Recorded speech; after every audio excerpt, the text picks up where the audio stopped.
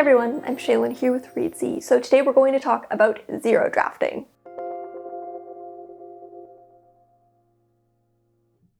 A zero draft is kind of exactly what it sounds like. It's a draft that comes before the first draft. Not every writer uses a zero draft, but many who do find it really beneficial. A zero draft might look like kind of a more extended outline, so it's kind of in between an outline and a first draft. It might use notes or shorthand at certain points. It might just kind of be a list of beats in the scene, almost like in a screenplay rather than a fully drawn scene. It might have some fully drawn scenes in combination with others that are just dialogue or just notes or just a placeholder. But it's probably going to be much shorter than the first draft. Zero drafts can range in length. I've seen some writers say their zero drafts are only around 10 pages, whereas others say that they're up to 30,000 words. It'll look different for every author. For some authors, it's going to look more like a very bare bones skeleton, kind of like a very underwritten first draft, but the scenes are all there. Whereas in other cases, it might look more like just a more developed outline, more like a collection of notes all put in order. There isn't really a way to do a zero draft wrong. It's all about what benefits you and what will help you. Think of it as more than an outline, less than a first draft. While an outline is like a template that you can follow, a zero draft is like kind of building the very general framework of your story, but not filling it in yet. Some writers might outline before zero drafting, others might discovery write their zero draft, others might use their zero drafts to then reverse engineer an outline or use the zero draft itself as a form of outline. It's all up to you and what you think would help you. So what are the benefits of zero drafting? First of all is that it helps you avoid writer's block. It's very low stakes, you're kind of just getting the loosest sketch of the story out, and so you don't have to worry about getting stuck not knowing how to write a scene because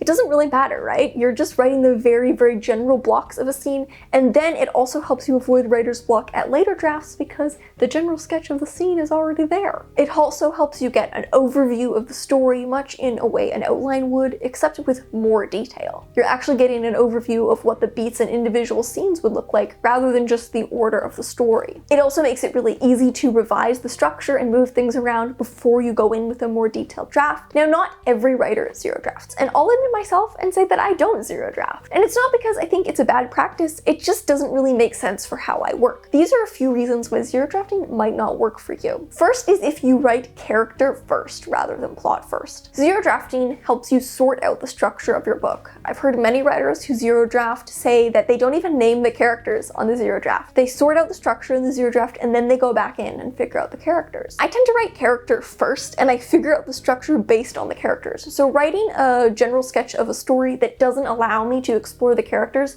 isn't going to be very helpful in figuring out my book's story, structure, or plot because I need to know the characters in order to do that. Secondly, it may not work if you just naturally write in full detail. I don't think I could ever zero draft because the way I write is just very naturally in a very full level of detail. My first drafts are fully developed draft with a really high level of detail because that's what I need to write. I learn about my story through that really hyper level of detail. So a zero draft doesn't really make sense because you're working from structure out down to the smallest details, whereas for me, I kind of start with my smallest details and then work outwards. So if you're a more detail-oriented drafter, it may not work, but if you're a more structure-oriented drafter, like a more global thinker, and you work inwards, it might work for you. I like to think of it as the two methods are, do you work outwards or do you work inwards? I work outwards, so I work little details to biggest details. The little details help me figure out the plot and the structure. So zero drafting would be backwards for me. If you're an inwards drafter, so you start with big ideas, the big aspects of the story like the structure and the plot, and then you work inwards and eventually hone in on the tiniest details,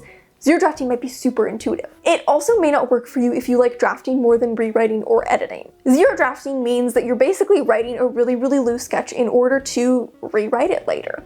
But for me, I like drafting more than rewriting or editing. And so for me, I like to put as much time and as much labor as possible into my first draft because that's the most enjoyable part of the process for me. It may also not work if you're an overwriter. Overwriters naturally overwrite and then pare back, whereas zero drafting is more of an extreme form of underwriting, where you're really underwriting and then flushing out. And finally, if you just like to take your time drafting. The whole point of zero drafting is that it's really quick and you can get the zero draft done really fast. If you like to draft really slowly, it may not be intuitive. However, some slow drafters may find that doing a really quick zero draft and then following it up with a really detailed first draft that takes a long time may be really helpful. On the flip side, what are some reasons that zero drafting might actually be great for you? First is if you write plot first. If you're an inwards thinker like I was just talking about, you figure out the plot and then that helps you figure out the characters. If you lay the foundation of your story in plot and then flesh that out with character, it may work for you. I personally lay the foundation of my story with character and then structure that into plot, so this would be a very backwards way of working. But if you think plot first and then you flesh that out with character, this might be quite intuitive. Next would be if you like filling in the detail later. If you like just doing a general sketch and then filling it in with more detail every time, this might be a really natural way of writing. Next would be if you like editing and rewriting. If you love doing multiple drafts, you love rewriting, you love editing, this might be a really great first step for you. Another great reason is if you just want that general overview, but you also want something more detailed than an outline. Maybe you want to discovery write, but you also kind of want an outline. A great option would be to do a zero draft, to discovery write the zero draft, and then use that as an outline for a more detailed first draft. Next would be if you're a natural underwriter. If fleshing out your story is a natural part of writing for you, then zero drafting may make a lot of sense, because that's really what it is, right? Zero drafting is just very, very extreme underwriting, and if you're already an underwriter, and so that way of thinking where I start with the bare bones and then I flesh it out and I flesh it out with each subsequent draft, it might make sense to start with quite literally the barest of bones draft possible. And finally, you want a low effort, low stakes first step to explore the story. One great thing about zero drafting is it's really low stakes. You don't have to worry about messing it up. You don't even have to worry about really writing real scenes, because it's all gonna get completely rewritten and reshaped probably multiple times. It's very, very low stakes, so it's a great way to explore the story without having to worry about wasting time or wasting energy on writing scenes you may cut later. As someone who doesn't zero draft, the cost of that is that I often end up writing a lot of scenes that I have to cut because I'm figuring out the story as I write, so naturally I'm gonna write some redundant stuff that later on I realize it didn't need to be there. If that's something that's a worry for you, you don't want to waste energy or words, zero drafting might help with that. So what are some tips? First of all, don't worry about doing it right. There is no right or wrong way to zero draft a book. It just depends on what would help you. Your zero draft is probably going to look very different from someone else's zero draft, and that's okay. Next is don't worry too much. The point of zero drafting is to get the draft out as fast as possible without worrying about it. Stopping to worry kind of defeats the point, so really just let go, explore the story, explore possibilities. This isn't really a full or real draft yet. It's not even the first draft, right? So don't start worrying at this stage. And along with that, explore possibilities. This is a great time to explore different possibilities that might arise as you zero draft. Don't be afraid to explore them. This is a really great low stakes point in the process to do that. Along with that, don't stop to revise. As you zero draft, you'll probably get ideas for how to further flesh out or fix the story. Don't stop to revise, but instead keep an evolving outline. I think an evolving outline is an invaluable tool for any writer.